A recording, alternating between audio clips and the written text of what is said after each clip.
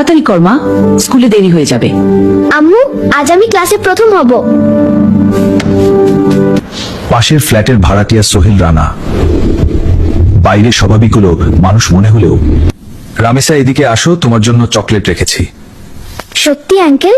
সরল বিশ্বাসে ছোট্ট রামিসা সেই ফ্ল্যাটের ভিতরে ঢুকে পড়ে। রামিসা, এদিকে আসো, তোমার জন্য চকলেট রেখেছি। সত্যি আঙ্কেল? সে জানতো না সামনে অপেক্ষা করছে ভয়ঙ্কর কিছু। রামিসা, মা কোথায় গেলি? এতক্ষণ তো হওয়ার কথা না।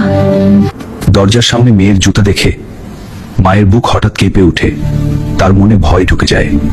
দরজা খুলেন, আমার মেয়েটা ভিতরে আছে। দরজা খুলেন, আমার মেয়েটা ভিতরে আছে, দয়া করে দরজা খুলেন।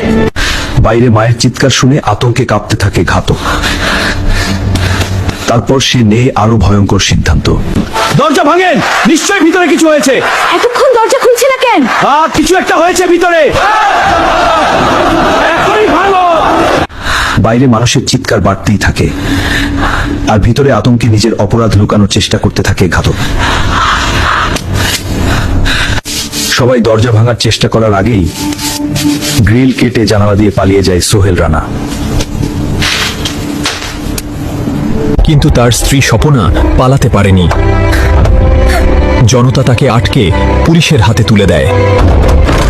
কেউ কিছু স্পর্শ করবেন না, পুরো ফ্ল্যাট তল্লাশি করা হবে। প্রযুক্তির সহায়তায় মাত্র 10 ঘন্টার মধ্যেই নারায়ণগঞ্জ থেকে ধরা পড়ে প্রধান আসামি।